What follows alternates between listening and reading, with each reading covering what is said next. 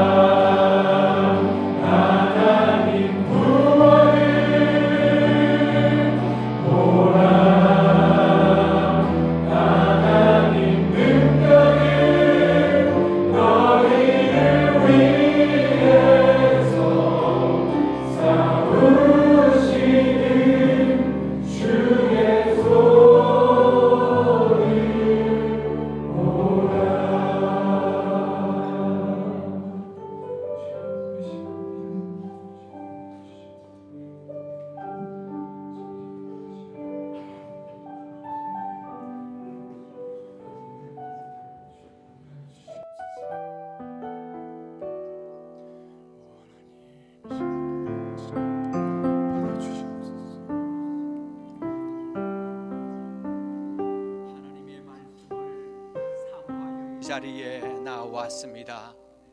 주의 말씀은 내 발의 등이요 내 길의 빛이시오니 이 자리에 참여한 모든 하나님의 사람들 마음 가운데에 주의 말씀의 씨앗을 심주시고 그 씨앗이 싹이 나고 자라서 많은 열매를 맺을 수 있도록 이 시간에 주의 성령께서 역사하여 주시옵소서. 아멘. 아버지 하나님이여 함께하여 주시옵소서.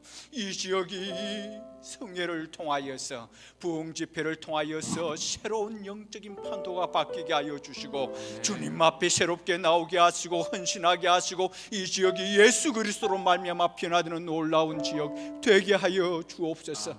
한인들을 통하여서 이 지역에 있는 모든 민족의 배경을 가진 사람들 모두가 주께로 향할 수 있도록 이 집회를 귀하게 역사하여 주시옵소서. 오늘 이 예배를 주님 앞에 예배로 나옵니다. 특별히 강사 목사님 붙드시고 이 영의 눈을 더하여 주시고 그 입술을 주관하여 주시고 성령께서 주시는 말씀으로 모두가 하나 되게 하시고 변화되고 새롭게 되게 하여 주시옵소서. 주 앞에 헌신하는 자들이 많이 일어나게 하여 주시옵소서. 예수님의 이름으로 기도합니다. 아멘. 자리에 앉으시겠습니다. 하나님의 말씀입니다. 하나님의 말씀 마태복음 4장 1절에서 11절까지의 말씀입니다.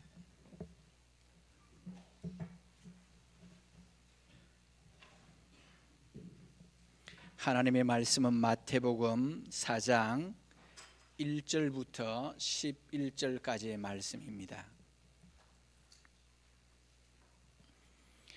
그때에 예수께서 성령에게 이끌리어 마귀에게 시험을 받으러 광야로 가사 40일을 밤낮으로 금식하신 후에 줄이신지라. 시험하는 자가 예수께 나와서 이르되 내가 만일 하나님의 아들이여든 명하여 이 돌들로 떡덩이가 되게 하라. 예수께서 대답하여 이르시되 기록되었으되 사람이 떡으로만 살 것이 아니요 하나님의 입으로부터 나오는 모든 말씀으로 살 것이라 하였느니라 하시니 이에 마귀가 예수를 거룩한 성으로 데려다가 성전 꼭대기에 세우고 이르되 내가 만일 하나님의 아들이여든 뛰어내리라 기록하였으되 그가 너를 위하여 그의 사자들을 명하시리니 그들이 손으로 너를 받들어 발이 돌에 부딪히지 않게 하리로다 하였느니라. 예수께서 이르시되 또 기록되었으되 주 너의 하나님을 시험하지 말라 하였느니라 하시니 마귀가 또 그를 데리고 지극히 높은 산으로 가서 천하만국과 그 영광을 보여 이르되 만일 내게 엎드려 경배하면 이 모든 것을 내게 주리라.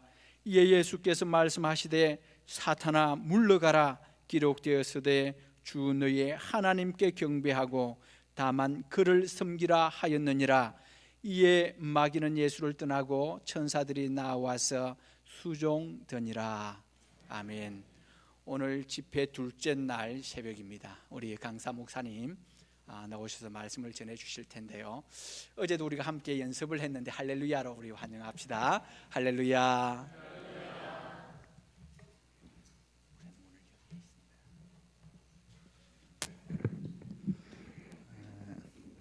예수님이 40일 광야에서 금식하시고 성령 충만함을 받으셨을 때 사탄이 시험을 했습니다. 이것은 하나의 공식과 같은 일입니다. 성령 받고 은혜 받으면 사탄이 반드시 시험을 합니다. 이 짧은 기간이지만 이 집회를 통하여 하나님의 은혜를 받으면 여러분 대비하시고 준비하셔야 됩니다. 사탄이 여러분을 공격할 것이기 때문입니다. 여러분 사탄이 시험하는 게 무섭나요? 안 하는 게 무섭나요?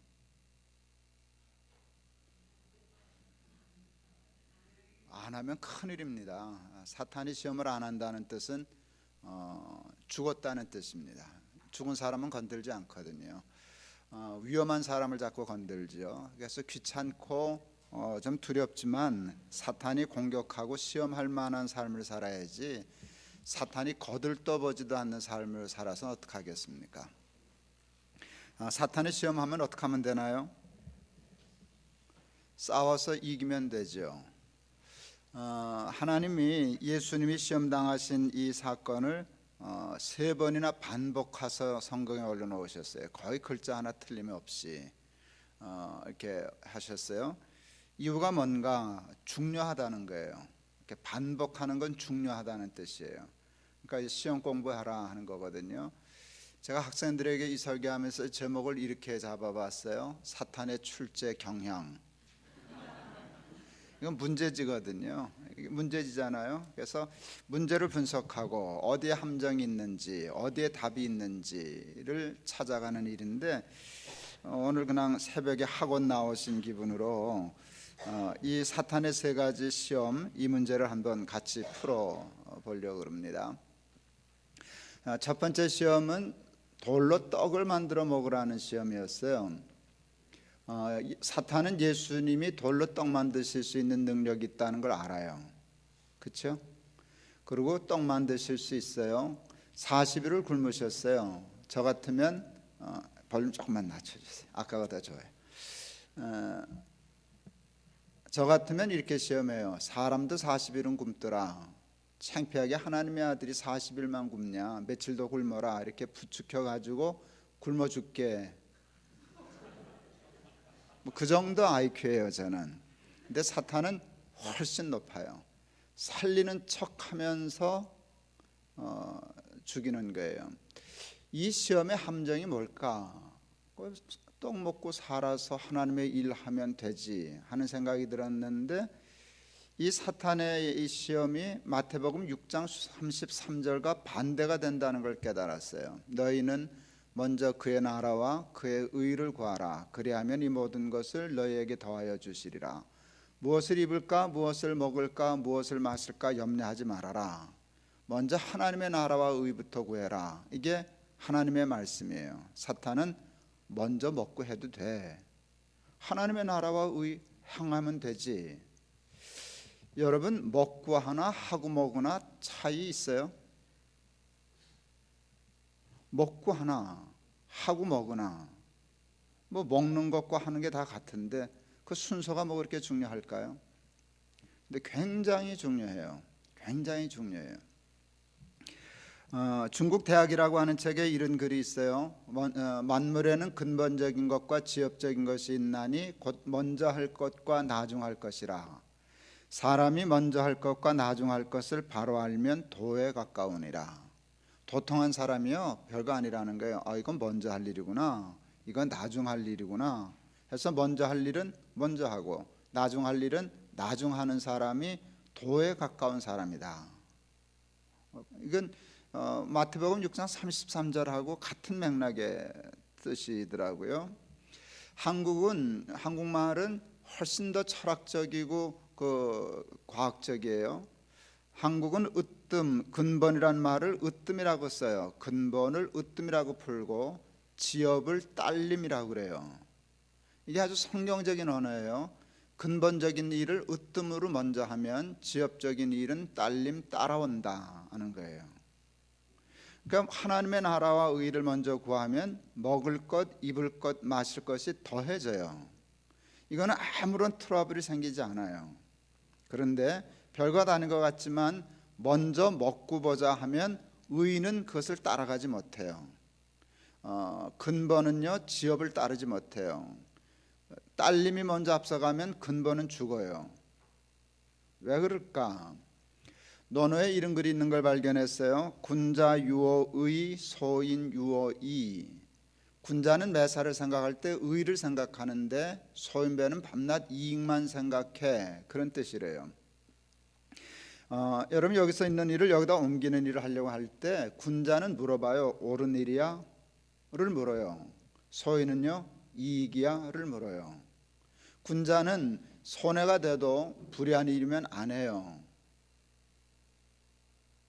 아니죠. 손해가 나도 의로운 일이면 해요.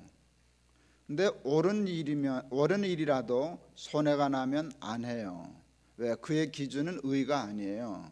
의가 밥 먹여주냐 하고 이익을 먼저 따지면 의는 그냥 죽어요.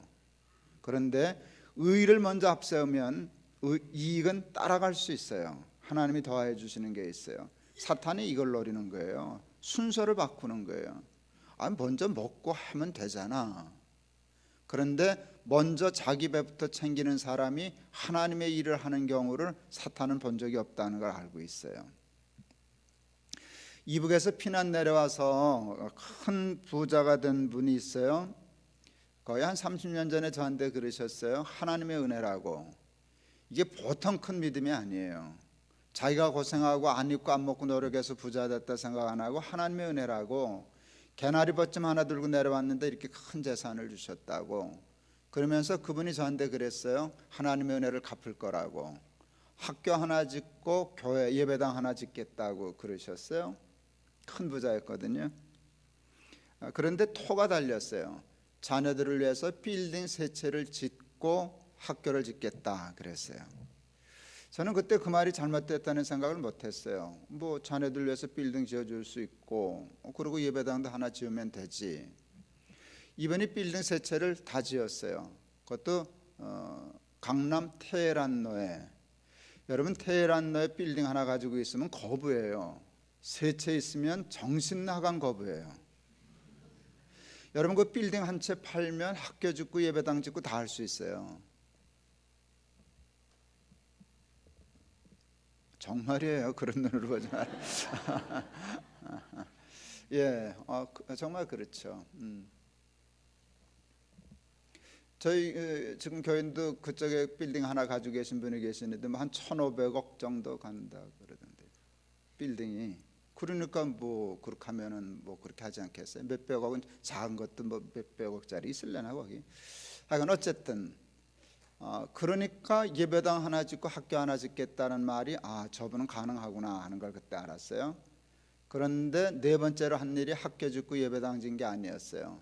작은 빌딩 팔아치우고 다시 큰 빌딩을 짓는 일이었어요. 그때 슬슬 느끼기 시작해요. 저분은 못하겠다 하는 걸 알게 되었어요.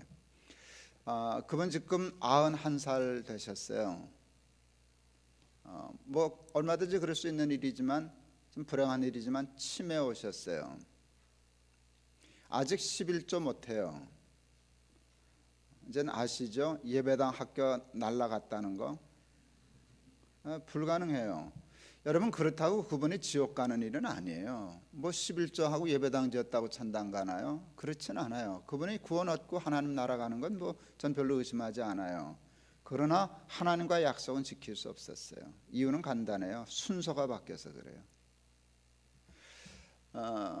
98년도에 제가 동안교 예배당 짓다가 북한 굶어 죽는다고 난리를 쳐서 당회를 열어가지고 예배당 못 짓겠다고 공갈친 적이 있어요. 당회들 앞에 나 예배당 못 짓는다고. 그러니까 장로님들이 황당하죠. 건축 중인데 예배당 안 짓겠다고 담임 목사가 발을 뻗으니까 왜 이러시냐고. 북한 굶어 죽는데요. 저기는 지금 옥수수 메달이 없어서 죽는데 우리가 100억을 들여서 예배당을 짓는다는 게 저는 양심상 허락이 잘 안 됩니다. 그걸 어떻게 예배당을 짓겠습니까? 나중에 그거 알면 도끼로 찍을 거예요. 북한 사람들이. 우리 아버지 굶어 죽을 때 너희들 예배당 지었다면 그것도 100억씩이나 그러지 않겠냐고. 도끼로 찍진 않아도 예수는 안 믿을 거라고. 그런 사고방식 가지고 사는 사람들이 믿는 예수를 믿고 싶겠냐고. 그래서 나 예배당 짓기 싫다고 그랬어요. 그러니까 장로님들이 말은 맞는데 그래도 이건 철딱선이 없는 소리잖아요. 그래서 이제 제가 1억 달라 그랬어요. 장로님 나 1억 주세요. 1억만 주세요. 옥수수 몇 화차라도 사서 들여 보내야 내가 예배당을 짓지 양심상 못 짓겠다고. 여러분 100억 예배당 짓는 교회가 1억 작아 보여도요. 건축 중에 1억은 큰 돈이에요. 그 100억이라고 하는 돈을 그냥 팍팍 긁어서 이렇게 짜서 하는데 거기다 느닷없이 1억 더 내놓으라 그러는 건 보통 때 10억 내놓으라는 것보다 더 힘든 일이거든요. 근데 제가 강경했어요. 그래서 1억 헌금해서 줬어요. 그래서 옥수수 사다 북한에다 집어넣었어요. 뭐 저는 뭐 그게 뭐 굴량미가 되고 그런데 의론이 많지만 그건 조금 나중에 따져보고 그래서 가능한 한 쌀 말고 뭐 옥수수 좀 날까 뭐 그래봐 한 들여보낸 적이 있어요. 그분이 이북에서 내려온 분인데 용인의 경기대 어디에 땅을 가지고 있었는데 그 팔았다고 10억 받기를 계획했다고 우선 그 잔금 받으면 우선 하나님을 위해서 뭘 좀 써보자고 자기 학교를 못 지었으니까 우선 10억을 쓰자 그랬어요. 어디다 쓰면 좋겠냐 그래서 북한 좀 보내자고 저 굶어 죽는다고 그랬더니 그렇게 좋아하셔요. 동생들이 아직도 북한에 있다고 그래서 계약금 받으면 가져오겠다고 그러셨어요. 아직도 안 가져오셨어요. 98년도에 그러셨는데 왜 그런가 하면 그때 저한테 거짓말하고 장난친 게 아니에요. 진심이었어요. 그건 정말 쓰고 싶었어요. 근데 사탄이 내버려 두지 않아요. 먼저 급한 일을 하나씩 낑겨놔요. 이거 한 다음에 해. 너 땅 많잖아. 그거 날라갔어요. 황당하대요.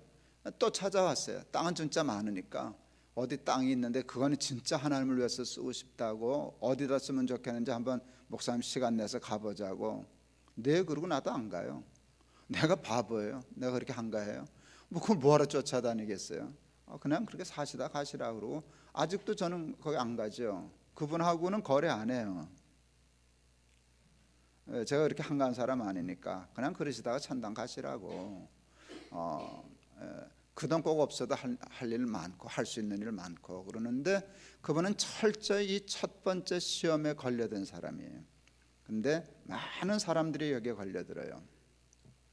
저는 신앙생활하면서 그 11조를 그렇게 참 중히 여겼어요. 개인적으로 생각해 보니까 신앙의 궁극적인 최고의 꽃은 순교 같아요. 요즘 뭐 그런 일이 있기 참 어렵지만 순교가 너무 좀 살벌하면 그냥 헌신이라는 말도 좋을 것 같아요. 하나님을 위하여 헌신, 삶과 몸을 드리는 거잖아요. 순교는 못해도 헌신은 하고 싶어요. 그게 신앙의 궁극적인 꼴인데 제가 생각했어요. 헌금도 못하는데 헌신을 어떻게 하랴 논리적으로.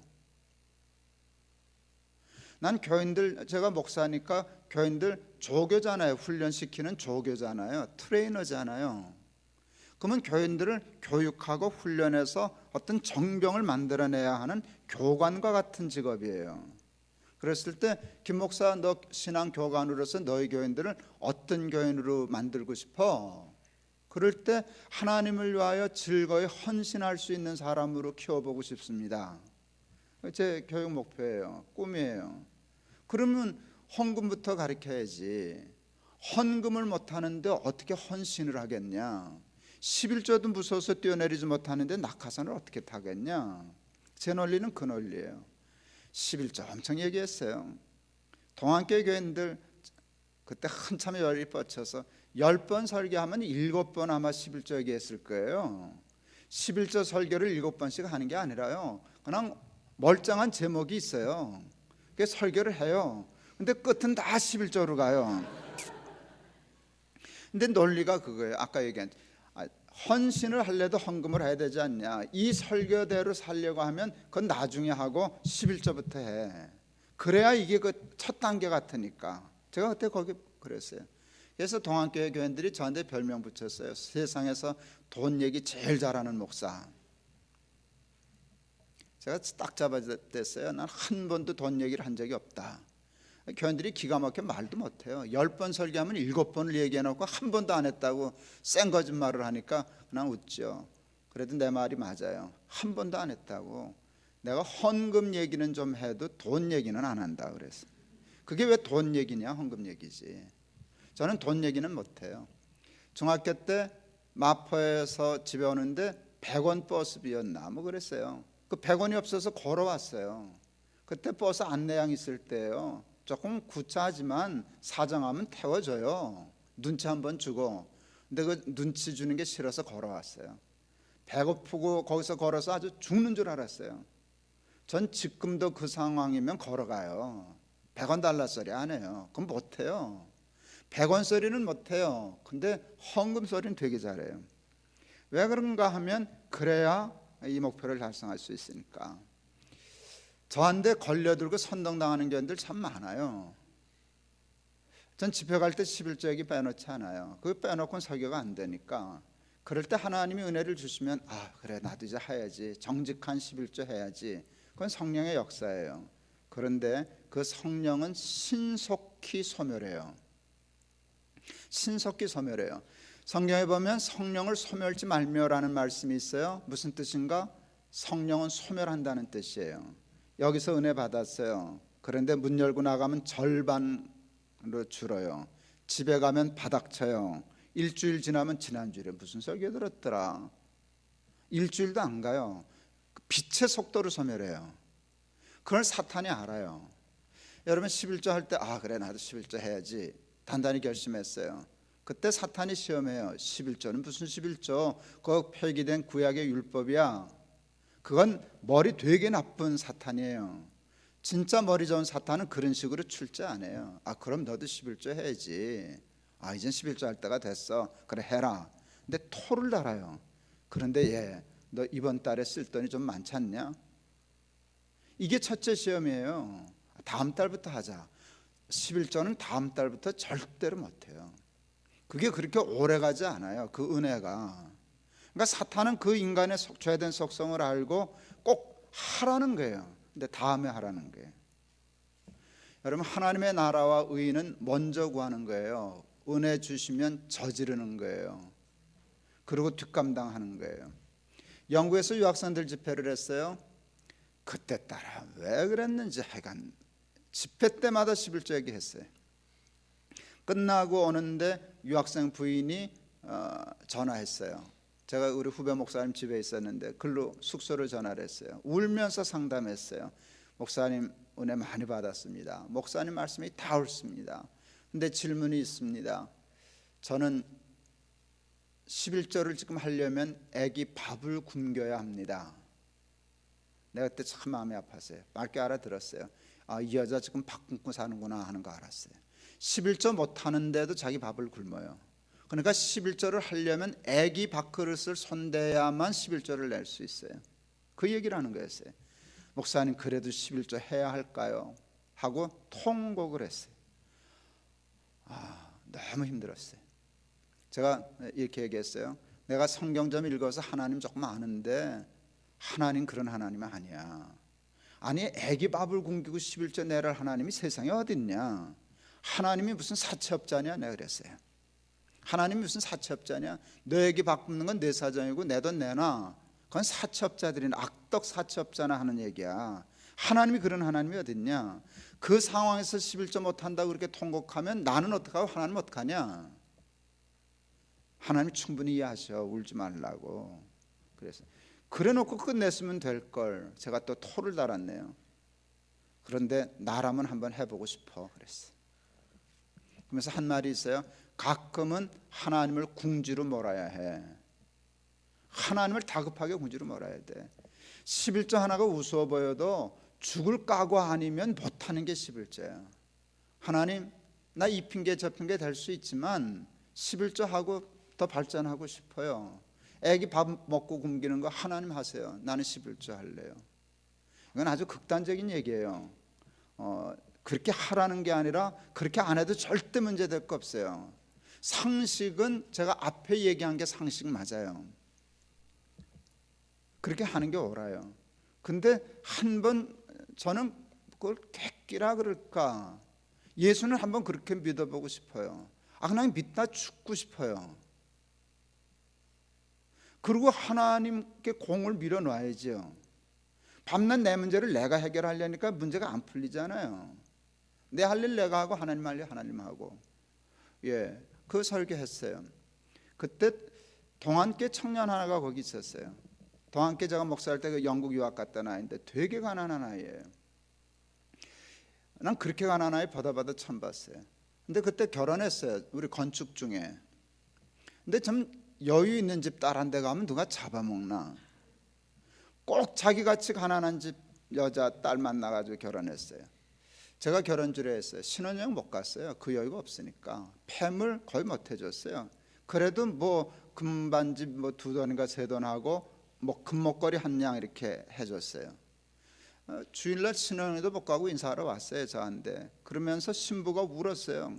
목사님 이 목걸이 가짜예요. 가슴이 철렁하더라고요.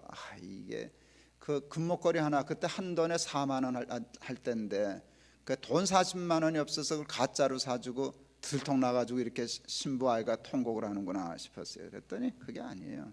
사주기는 진짜로 사줬어요. 그런데 이제 신부 신랑이 이랬다는 게, 건축 중인데, 우리 교회 건축 중인데 벽돌 한 장도 헌금 못했는데 어떻게 이걸 매달고 다니냐, 그냥 누르면 됐지. 그래서 그걸 뭐 만 원이지 몇만, 그리고 그 모조품 그거 하고 40만 원 헌금을 했어요. 여러분 그때 100억 공사할 때요, 100억 공사하는데 40만 원 있으나 없으나 아무 상관없는 돈이에요. 그렇잖아요. 근데 그날 알게 됐어요. 아, 그게 과부의 엽전 2푼이구나. 그게 가장 큰 헌금이구나. 그날따라 제가 결혼주례 해준 그 목사인데 지방에 부목사 청빙받아 간다고 인사하러 왔어요. 근데 목사님 건축 중이신데 빈손 들고 오기 어려워서 자기 결혼 폐물을 했던 것 중에 금목걸이 하나 들고 와서 이거 팔아서 쓰시라고. 그게 한 양이었어요. 제가 사무장 집사님한테 부탁해서 가격 알아서 나한테 팔라 그랬어요. 내가 샀어요. 그리고 금방하는 집사님 계셔서 집사님 이금으로 목걸이 새 거 하나 만들어 주세요. 그래서 제가 그 아이에게 줬어요. 우리 교인들 수천 명이지만 목사가 금목걸이 해준 건 너 하나뿐이다. 우리 마누라도 못 해줬다. 근데 그때 제가 알았어요. 해주고 싶었어요. 내가 진짜로. 그때 하나님도 그러실 거다라는 마음이 들었어요. 내가 저렇게 해주고 싶은데 하나님 얼마나 해주고 싶으실까. 결혼해서 가서 사는데 그날 하필 그 자리 그 아이도 있었으니까 11절기를 들었어요. 나라면 한다. 그랬더니 나도 할래요. 그리고 11절 하기 시작했어요. 그리고 밥 굶었어요. 근데 하나님이 먹여주셨을까요? 계속 굶기셨을까요? 대답해요. 먹이셨을까요? 굶기셨을까요? 굶기셨어요. 여러분이 하나님을 너무 만만하게 보셔요. 하나님은 되게 그럴 때 굶기셔요. 그런데 테스트 하시는 거예요. 너 정말 이래도 할 수 있어. 그 고비를 넘겨야 돼요. 아이가 몇 달은 굶은 것 같아요. 11조 하면서 굶은 것 같아요. 패스했어요. 하나님이 먹여주셨어요. 그리고 그 거의 뭐 어렵다는 일인데 그 아이의 아내를 도서관 사석으로 취직이 됐어요. 그래서 학교하고 밥 먹고 사는 일에 아무 지장 없다고 하나님이 정확히 주신다고. 그 아이가 성실한 아이이긴 했지만 뭐 천재적인 아이는 아니었어요. 성실한 아이였지. 근데 석사 때 좋은 논문이 나왔어요. 그래서 세계 학회에 발표하러 다녔어요. 싱가포르에 발표하러 왔다가 저한테 인사하러 왔어요. 한국에 들렀어요. 목사님, 석사 논문 갖고 학회에 발표하러 다니는 거 저밖에 없을걸요. 없죠. 박사 논문 갖고도 학회 잘못 다니는데 여러분 석사 논문이 너무 탁월한 게 나와가지고 세계 학회에 발표하러 다녔었어요. 난 그때 알았어요. 나도 금목걸이 사주고 싶었는데 하나님이 너한테 금메달 하나 안 주시겠냐. 맞죠? 예, 하나님이 은혜 주시면 그냥 밀어붙이셔요. 그리고 하나님하고 뒷감당하세요. 11조 별거 아니지만 쓰고 내려면 낼 돈이 없어요. 아무리 부자도 못 내요. 근데 가난해도요, 내고 살면 살아요. 하나님께 먼저 드리고 살면 살아요. 여러분 오늘 이 집회 때 그것을 깨달으시고 기도하시고 여러분 것 만드셔요.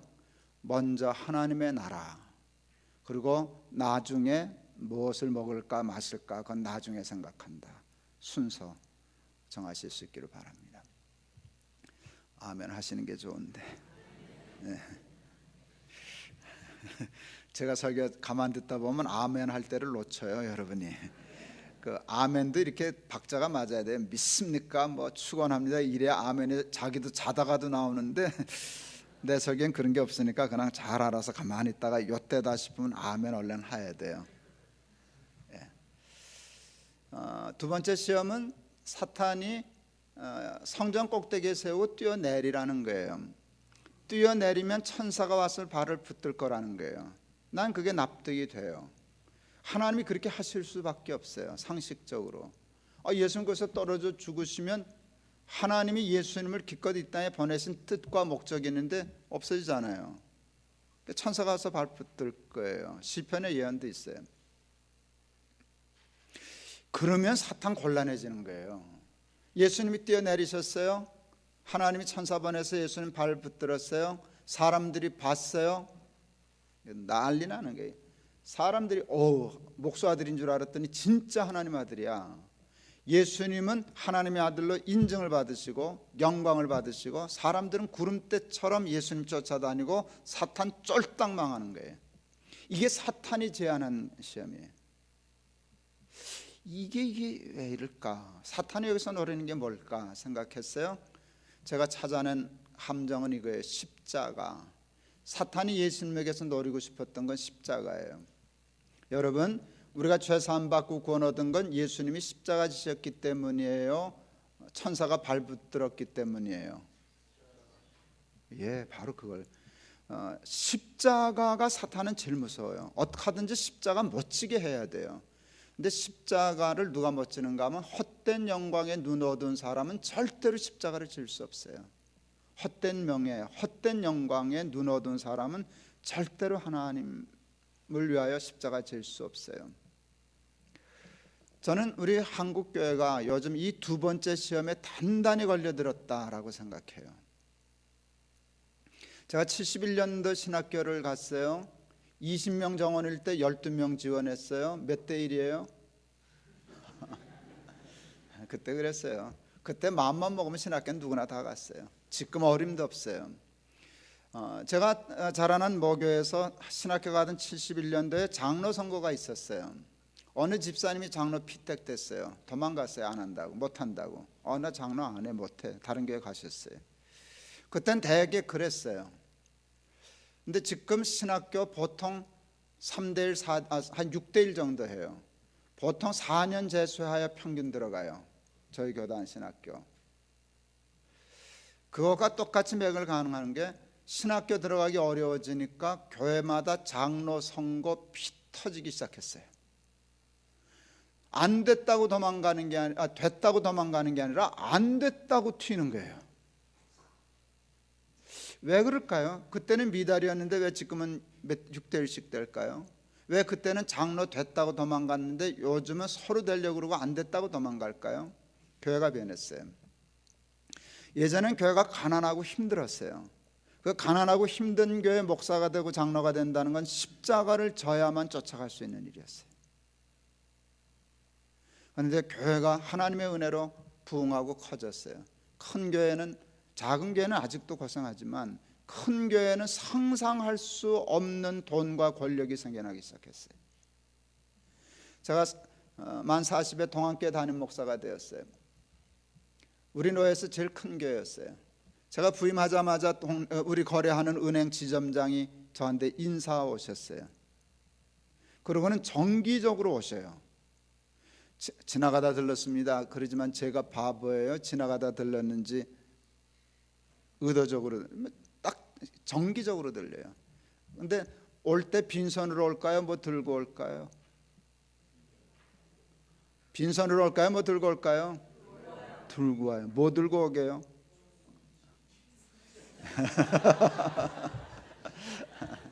지금은 조금씩 더 좀 나아지긴 했는데, 옛날에는 갈빗짝은 들고 왔어요. 여러분, 동안교회 담임 목사라고 하는 건 은행 지점장한테 갈빗짝 정도는 상납받는 자리예요. 왜 그럴까요? 그분이, 우리가 VIP 고객이거든요. 담임 목사가 와서 거래처 은행 바꿀까 봐 그렇게 그래요. 건축할 때 8억 계약금이 필요했어요. 적금인가 뭔가 정기예금가를 해약해서 계약금을 내려고 그랬더니 지점장이 막았어요. 이자 손실이 너무 많습니다. 한 석 달만 쓰시면 될 것 같은데 대출을 해서 하시는 게 훨씬 이익입니다. 그 정도 말긴 내가 알아들어요. 대출해 주시겠냐고 그랬더니 말을 이렇게 하더라고요. 동안교회인데요. 그리고 6억 대출해 줬어요. 6억 있으면 돼서. 근데 그 자리에서 주셨어요. 계약서 쓰려고 그러니까 천천히 쓰셔도 된다고. 그게 가능한 일인지 모르겠는데, 하여간 뭐 그 사실이니까 이제 뭐 오래돼서 그 사람 잡아갈 일도 없겠죠. 뭐 그 정도 갖고 다 제대하셨을 테니까. 하여간 계약서 쓰지 않고 돈부터 받았어요. 내가 은행에 가서, 제가 대표니까 계약서 쓰러 가려고 그랬더니 그분이 백부장의 믿음을 가지셨어요. 바쁘신데 오실 거 없다네요. 감당치 못하신다고 그냥 그래서 은행 차장하고 과장을 서류 다 꾸며가지고 제 사무실로 찾아왔어요. 사인 받으려고. 돈은 지들이 빌려주고. 내가 미안해서 소파에 내려앉으려고 그랬는데 철저히 훈련 잘 받았어요. 그분들. 나보다 나이 많은 사람인데 그냥 꼭 부하직원처럼 허리 딱 굽히고 여기다 이름 쓰십시오, 6억이라고 쓰십시오, 사인하십시오. 그때 우리 그 재정부의 집사님 한 분이 보시고 웃으셨어요. 와, 동안교회 당회장 끝내주시네 그랬어요. 그래서 내가 그랬어요. 집사님 연대 상대 나오셨죠? 네. 그때 치열했죠? 네. 난 미달이었는데. 미달인 신학교 간 목사는 은행에 와서 기고 계셨어요. 그때 쨍쨍한 스카이 대학 갔던 우리 집사님은 당신이 가서 기시고 계셨어요. 은행에 가면. 세상이 이렇게 바뀌었어요. 교회가 커지니까 예전에 꿈도 꾸지 못하던 명예, 권력, 돈이 교회에 생기기 시작했어요. 그러니까 서로 목사 되고 싶어 했어요. 서로 장로 되고 싶어 하셨어요. 예, 그 권한이 그쪽에 있기 때문에. 그래서 한국 교회가 그때부터 무너지기 시작했어요. 제가 어제 잠깐 얘기했었죠. 예, 모세가 느보산에서 죽어서 그랬는데 우리 한국의 모세들, 목사 장로님들은 다 원로, 공로, 명예, 은퇴 뭐 이런 거 다 더덕더덕 붙여가지고 가나안에 들어가서 자신도 추해지고 교회도 힘없이 만들고 그랬어요. 옛날에 우리 믿음의 선배들은 교회를 위해서 하나님을 위하여 십자가 질 줄 알았어요. 근데 우리는 면류관만 뒤집어 쓰려고 그래요.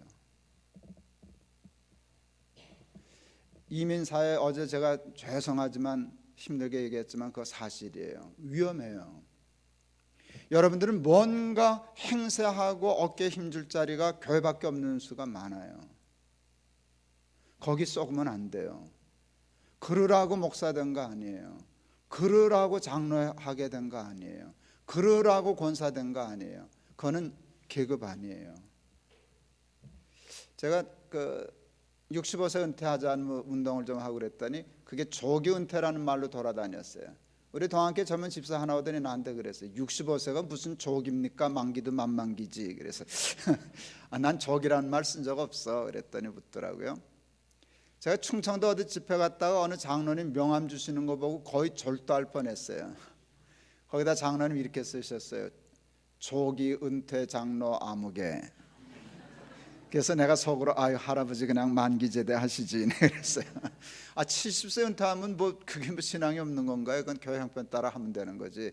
70세까지 하시지 65세 하셨으면 그냥 가만 계시지 그걸 뭘 명함까지 박아가지고 조기 은퇴 장로 아무게 그러고 다니실까. 근데 이게 이렇게 얘기하면 다 웃으시는데요, 잘 걸려들어요. 너나 할 수 없이 잘 걸려들어요. 사탄이 성전에서 뛰어내려라, 천사가 와서 발붙든다. 천사가 발만 붙들면 우리는 그냥 뛰어내려요. 십자가 내팽개치고. 여러분, 주를 위하여 주의 몸 된 교회를 위하여 십자가 지고 주를 쫓는 신앙에 도전하실 수 있기를 바랍니다. 한국 교회는 그것 때문에 살았었고 한국 교회는 지금 그게 무너져서 무너지고 있어요. 예, 그래서 여러분 교회 직분 그냥 끝나면 끝내시면 어떨까요? 제가 안식년하고 돌아오는 길에 시애틀을 들렀어요. 시애틀 들렀는데 형제교회에서 집회를 했는데 김포에 계시는 어느 목사님, 한국 목사님이 큰 교회 목사시던데 안식년을 거기 와서 하신 거예요. 자기가 목사라는 걸 밝히지도 않고.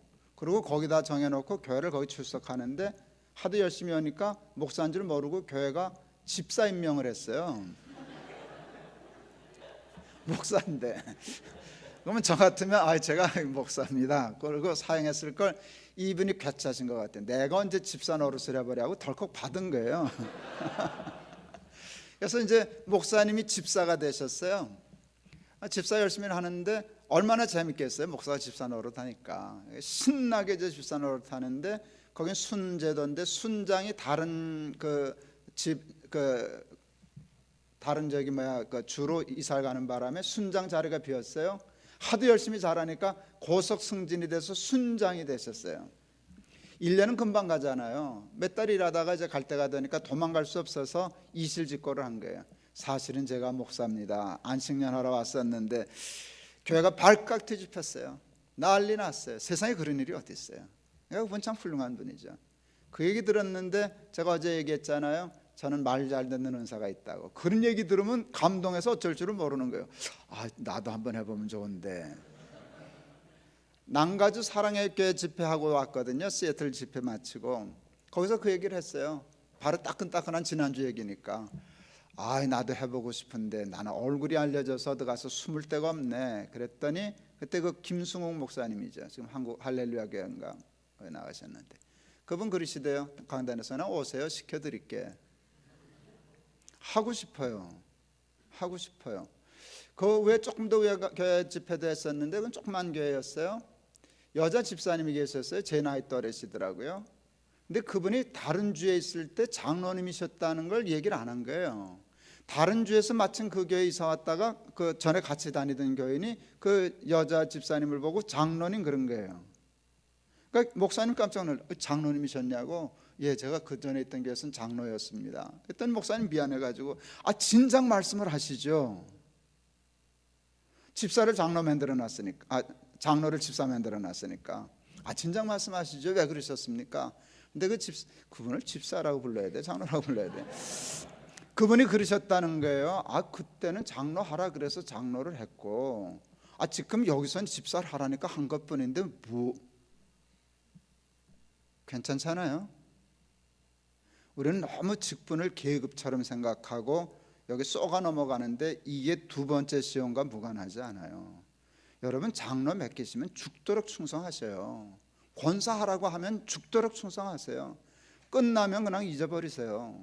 권사로 천당 가는 거 아니에요. 장로기 때문에 천당 가는 거 아니에요. 성도기 때문에 천당 가는 거예요. 그래서 정말 저 그러고 싶어요. 내 묘비에는 목사란 말 안 쓸 거예요. 부탁할 거예요. 애들한테 아버지 성도라고 써줘. 순위교회 시작하고 2년 동안 성도라고만 부르고 집사 장로 부르지 않았다 그랬잖아요. 근데 그 성도라는 말이 참 좋더라고요. 거룩한 무리. 그냥 그거면 되는데 우리는 평신도, 그것도 나쁜 말이에요. 평신도 계급화하는 언어거든요. 평신도가 있으면 무슨 고신도가 있겠네요. 있죠. 그러니까 벽돌 쌌죠, 교회 안에. 그리고 그렇죠. 그러니까 여러분 그러지 말고요. 하나님을 위하여 십자가 지는 일에는 1등하고 칭찬받고 영광받는 일에는 뒷걸음치고 그러시면 여러분 좋은 교회 되고 좋은 교인들 되셔서 사탄이 꼼짝도 못하는 그런 사람들 되실 줄을 믿습니다. 마지막으로 천하만국의 영광을 보여주면서 나에게 절하면 천하만국의 영광을 주리라 그랬어요. 여러분, 사탄이 천하만국의 영광을 왜 주겠어요? 우리가 영광 받는 꼴을 지가 어떻게 감당하려고 주겠어요? 또 주지 않을 뿐만 아니라 지가 어떻게 주겠어요? 사탄의 영광이 어디 있어요? 치욕이 있지. 영광은 하나님만이 주시죠. 그런데도 그냥 쏘가요. 그래서 사기꾼들이 밥 먹고 사는 것 같아요. 옛날 청년 때 리더스 다이제스트인가 이런 샘턴가 조그만 책에서 읽었어요. 바람둥이 영감 하나가 프랑스 파리를 여행했어요. 젊은 여자를 보고 유혹했어요. 여자가 말 안 들었어요. 그랬더니 이 영감이 하루에 1억 원을 주마 하고 흥정했어요. 예를 들면 돈이 너무 크니까 여자가 돈 욕심이 나서 승낙했어요. 승낙하자마자 돈을 깎아요. 1억은 너무 과하지 않냐? 5천만 원만 하자. 5천만 원도 큰 돈이니까 뭐 괜찮다. 그러면 3천만 원, 1천만 원 돈을 막 깎기 시작했어요. 여자가 화가 나서 소리를 빽 질렀어요. 사람을 어떻게 보고 그래요?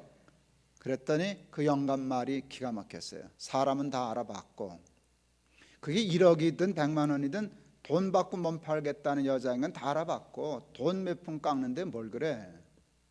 그때 머리가 쭉 빗었어요. 아, 사탄이 이렇게 한다. 이게 사탄의 수법이다.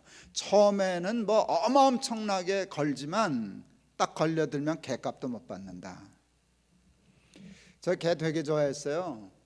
옛날엔 개들이 도둑을 지켰어요. 그래서 도둑이 도둑질 하려면 미리 와서 개를 죽였어요. 동네 개를. 쉬워요. 고기 덩어리에다 독약 나서 이렇게 뿌리거든요. 우리 개도 몇 번 죽었어요. 좋은 개를 기르는 주인은 간단한 훈련을 시켜서 도둑으로부터 개 생명을 지켜요. 주인이 주는 것만 먹는 훈련을 시켜요. 간단해요. 친구들하고 짜고요. 그 고기 조각에다가 금계락이라는 약 그때 썼어요. 무슨 약인지 모르겠어요. 약간 쓴 약이에요. 어느 용도에 쓰는지 모르겠는데 금계락 같은 게. 그걸 잔뜩 집어넣어요. 그러면 개들이 주면요, 주인이 주는 건 속이 편한데 주인 아닌 사람이 주는 걸 주면 아주 써서 죽겠거든요. 이게 몇 번 반복되면 학습이 돼요. 그러면 절대로 남이 주는 일은 거들떠보지도 않아요, 개가. 내가 그때 그 모습을 지켜보면서 생각했어요. 우리는 개만도 못해. 우리는 개만도 못해. 평생 예수 믿고 살면서도 사탄이 주는 건지 하나님이 주는 거는 묻지도 않아. 따지지도 않아. 뭐만 물어볼까요? 얼마예요? 그것만 물어요. 얼마예요? 그것만 물어요. 아니요, 개는요 얼마를 묻지 않고 주인이야? 아니야, 이걸 물어요. 그래서 살아요. 천하만국을 다 준다고 해도 하나님의 시기 아니면 거절할 수 있어야 살 수 있어요. 하나님이 주시는 것만으로도 하나님이 허락하시면 재벌도 될 수 있어요. 난 하나님이 주는 것만 먹어. 헛된 영광에 누려듣지 말고 사탄에게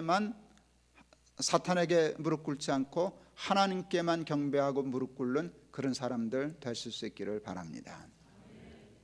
예수님이 이 시험을 뭘로 이기셨죠? 말씀으로 이기셨어요. 말씀은 성경에 얘기하면 좌우의 날선 검이라 그랬어요. 정말 말씀은 사탄의 시험을 이기는 무기예요. 날선 검이에요. 우리 아내가 아이들이 어렸을 때 성경 한 절이라도 더 외우게 하려고 헌달력에다 성경 구절을 쓰고 식탁에 걸어놨어요. 읽고 기도하고 밥 먹어라. 애들이 밥 얻어 먹으려고 그냥 읽고 기도하고 밥 먹어요. 뜻도 모르고 읽어요 그냥. 그런데 기억력 좋을 때니까 몇 번 며칠 읽으면 기억하고 외워서 보지도 않고 눈 감고 와 아멘 이러고 밥을 먹어요. 제가 어느 날 그걸 보다 저게 무슨 교육적인 효과가 있을까? 뜻도 모르는데. 그리고 며칠 지나면 잊어버릴 건데. 막내아이가 어디서 담배 모양으로 된 껌을 들고 들어왔어요. 그리고 저 엄마 앞에서 담배 피는 신용을 했어요. 우리 마누라 놀라가지고 빗자루 들고 뛰기 시작했어요. 때려주려고. 손이 올라갔는데 이 자식이 쫙 베끼더니 껌이야 껌. 우리 마누라 난처했어요. 때리자니 아니고 안 때리자니 섭섭하고 손 올라갔는데. 그러니까 뭐 이거 잠깐 0.00 몇 초일 거예요. 이렇게 멈칫하는데 중학교 2학년이었던 우리 둘째 소파에 누워있다 기막힌 말 하대요. 악은 모든 모양이라도 버리라 그랬는데. 딱 맞았죠. 그 한 달 전쯤 외운 거예요. 뜻도 모르고 외웠고 용도 폐기돼서 잊어버렸고. 근데 그 상황이 딱 되니까 모르던 말씀을 스스로 깨달아서 찾아서 그 0.00 몇 초 사이에 말해서 매맞게 했잖아요. 그게 말씀의 능력이에요. 암송하고 공부하고 또 목사님 설교 시간에 은혜 받고 한 말들은 다 잊어버려요. 잊어버려야 살지 안 잊어버리면 미쳐요. 모든 걸 다 기억하면 미치죠. 그리고 우리 목사 또 우리가 미치고요. 자꾸 잊어버려 줘야 자꾸 써먹는데. 그런데요, 그 말씀은 잊어버리는 것이지 잃어버리는 게 아니에요. 한 번 은혜 받아서 아멘, 거기에 끄떡 아 참 좋다, 그래 맞아요 하나님, 이렇게 된 말씀은 다 내 거예요. 딱 상황이 걸리면 그게 튀어나와요. 우리 막내 아들놈이 며칠 전에 페이스북에다 자기 글 하나 썼어요. 이제 자기 딸이 이제 유치원 갈 때가 됐거든요. 그러니까 유치원을 우리가 이제 아직도 이민동 쪽에 사니까 동안 유치원을 보내고 싶었어요. 그 제가 우리 교회 지으면서 제가 목사할 때 세웠던 거거든요. 사실 그 동네에서 제일 좋은 유치원이 됐어요. 그리고 돈도 싸고. 그래서 동안 유치원을 보내려고 갑자기 전화를 한번 해야지 그랬더니 다 잊어버렸던 전화번호가 기억이 나더라는 거예요. 962-0727. 신기한 거예요. 그럼 뭐 벌써 동학교 떠나온 지가 언젠데요? 십몇 년 되고 한 번도 거기다 전화번 일이 없고 깨끗이 잊었는데 자기 딸 유치원 보내려고 동안께 생각하니까 번호가 탁 떠오르더라고요. 그게 사람이에요. 그게 사람이에요. 하나님의 말씀은 더해요. 은혜 받은 거는요, 사탄이 거기를 건들면은요, 그 사탄의 시험을 이길 말씀이 튀어나오게 돼 있어요. 그러니까 은혜 받는 일을 부지런히 해야 돼요. 그래서 사탄이 이 시스템을 알기 때문에 방해를 시켜요. 제가 학교 다닐 때 수학 제법 잘했어요. 저는 숫자가 좋아요. 뭐 계산하고 따지고 뭐 이렇게 논리적으로 맞추고 이런 걸 좋아해요. 근데 제가 수학 때문에 대학을 떨어졌어요. 이유는 간단해요. 고3 때 수학 선생님하고 대판 붙었어요.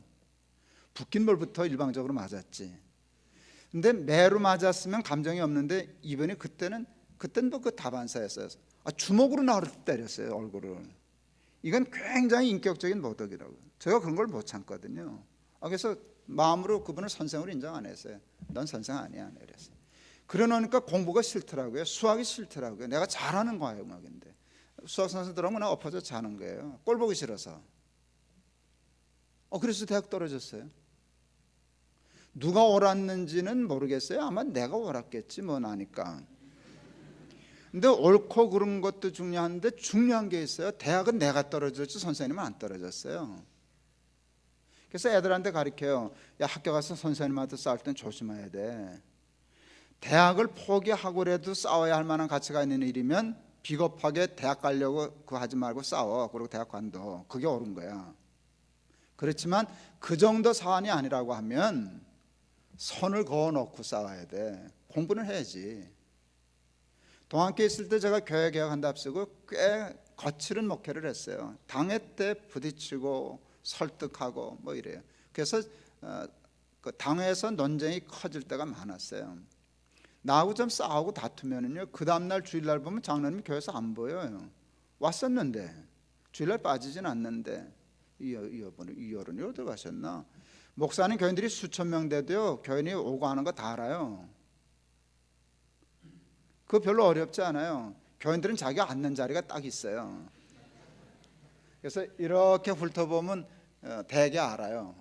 그래서 제가 가서 아무 개주서 안 보이더라 그렇게 하면 저 교인들이나 우리 교역자들은 목사가 무슨 도사인 줄 알아요. 어떻게 수천 명 교인 중에 아무 집사 안 온 걸 아냐고. 뭐 자리가 비었는데 뭐 이렇게 보면 알죠. 장로님이 앉는 자리가 있는데 없어요. 이 양반 어디 갔어? 그러면 기둥 뒤에가 앉아 있는 거예요. 내 꼴 보기 싫어가지고. 여러분, 기둥 뒤에도 스피커 있어서 다 들려요. 그런데 기둥 뒤로 가면 설교는 안 들려요. 옳은 소리가 들려도요, 은혜스러운 말이 들려도 마음이 이렇게 반응해요. 말은 잘한다. 말은 잘하네. 이게 와서 붙지를 않는 거예요.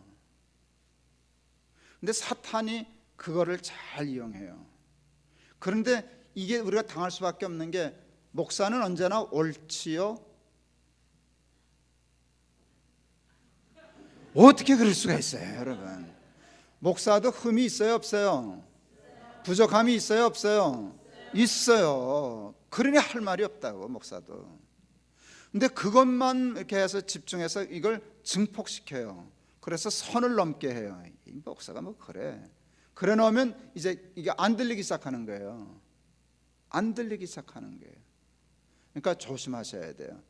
옳고 그름을 따지고 분명히 해야 할 땐 싸울 땐 싸워야 되는데, 사탄에게 딱 보고 요 선 안 넘으려고, 너 이거는 내가 목사님하고 따지긴 따져야 되지만 너 나를 흥분시켜서 넘겨서 설교 못 듣게 하면 안 돼. 이거는 돼야 돼요. 부흥사들이 와서 전 부흥사도 아니지만 되게 뭐 이런 얘기 많이 해요. 주의 정을 잘 섬기면 복을 받고, 뭐 주의 정을 뭐 힘들게 하면 어느 교 장로 목사 속색이더니 차 사고로 죽었대. 이건 나쁜 말이에요. 이건 무당이 쓰는 전형적인 수법이에요. 그런데 목사님들이 그런 거, 제가 그 얘기하는 거 아니에요. 저는 목사만 주의 정이라는 생각도 없어요. 저는 모든 직업이 성직이라고. 그게 성경이잖아요.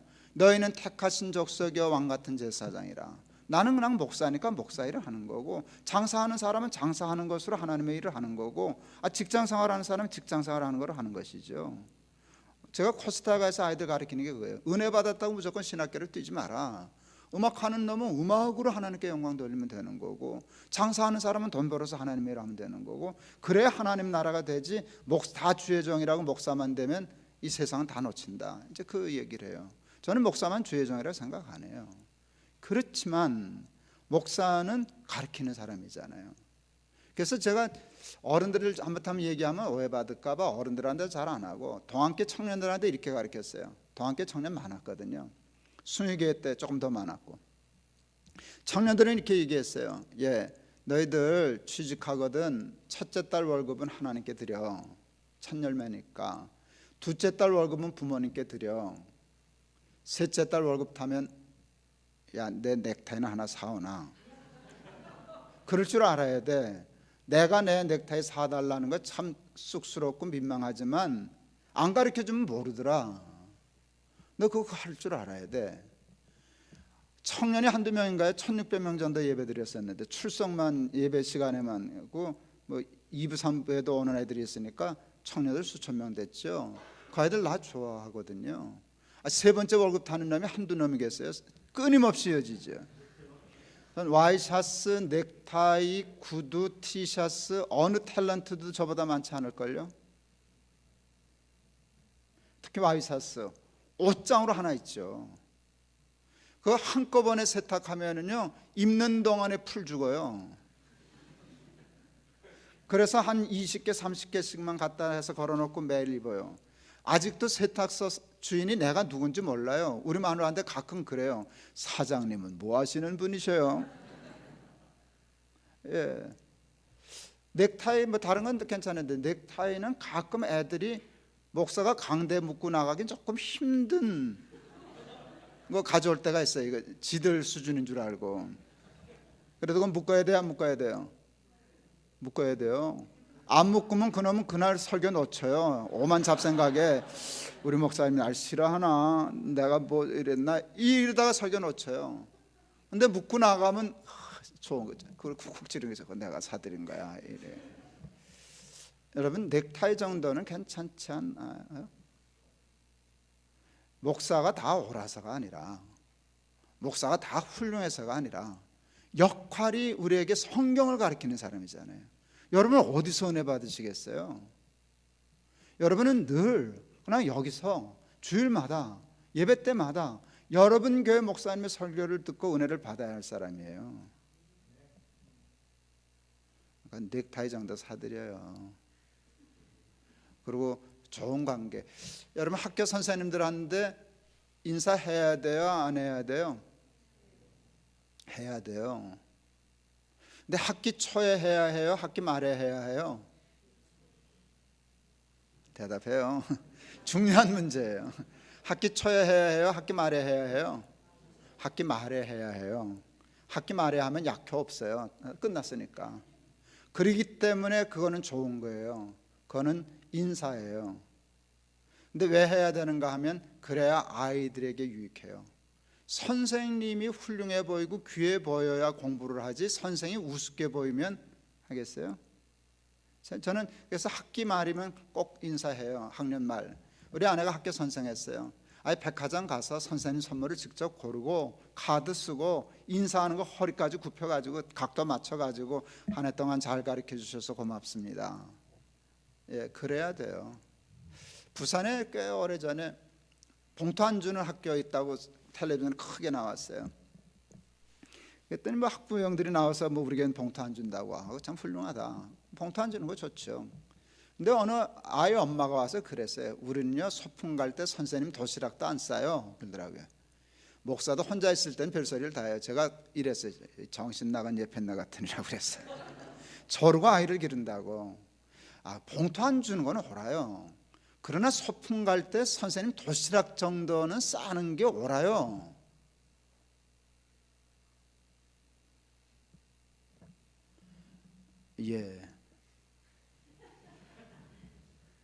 왜? 내 아이가 그 선생님한테 배워야 되니까. 그 관계가 있잖아요. 그래서 늘 염려하고 기도하고 위해주고 걱정하고 그래야 말씀의 은혜가 많아요. 그래서 여러분 기록되었으되 기록되었으되 기록되었으되 하는 하나님의 말씀으로 늘 예배 때마다 받은 은혜로 사탄의 모든 시험을 이기고 승리하는 삶 살아가는 저와 여러분 다 될 수 있기를 주의 이름으로 축원합니다. 기도하시겠습니다. 하나님 아버지, 은혜를 감사합니다. 부족한 것 이거를 보내주셔서 말씀 전하게 해주신 것 감사합니다. 말씀 꼭 씨앗 되게 하시고 저들 꼭 옥토 되게 하시사 좋은 결실 맺을 수 있도록 축복하여 주시옵소서. 예수 그리스도 이름을 받들어 기도하옵나이다. 아멘.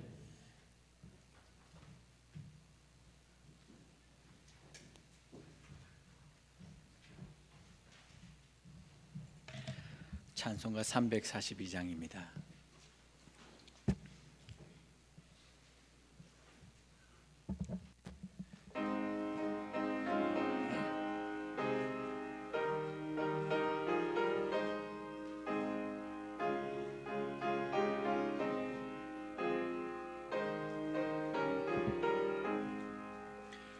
너 시험을 당해 죄 짓지 말고 너 용기를 다해 곧 물리치라. 너 시험을 이겨 새 힘을 얻고 주 예수를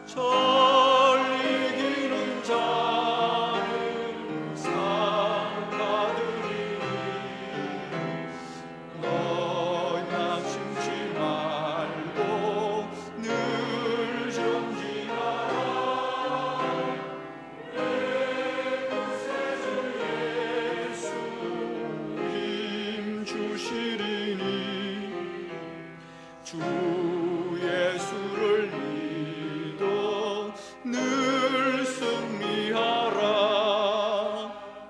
우리 구주의 힘과 그의 위로를 빌라. 주님 내 편에 서서 항상 도우시리. 아멘.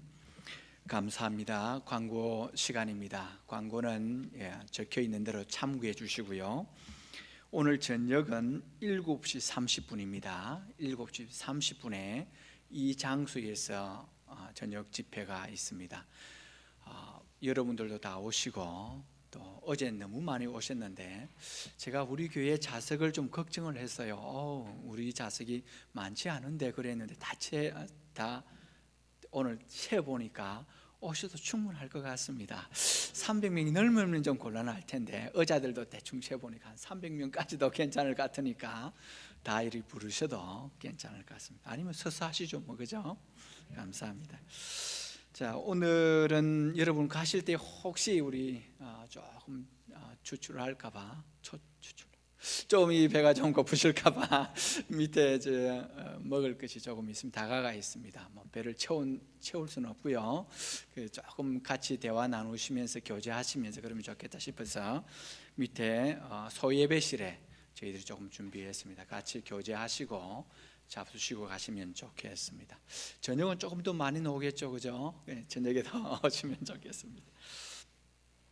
그리고 저희들이 예배를 드릴 때에 아기 엄마들이 오시면 또 본당에서 예배드리기가 조금 힘드시겠다 그런 생각이 들어서 모자실을 만들었습니다. 지금 친교실 쪽에 아기 엄마를 데리고 와도 아기를 데리고 와도 엄마가 함께 예배드릴 수 있는 장소가 있으니까 또 주변에 말씀하셔서 함께 예배드리면 좋겠습니다. 아기 엄마들이 은혜를 받아야 됩니다. 제일 힘들 때인데 와서 좀 평안하게 예배 드리시고 참여하면 좋겠습니다. 감사합니다. 목사님 축도 헌금 기도해 주시고 목사님 축도하고 오늘 새벽 예배 마치겠습니다.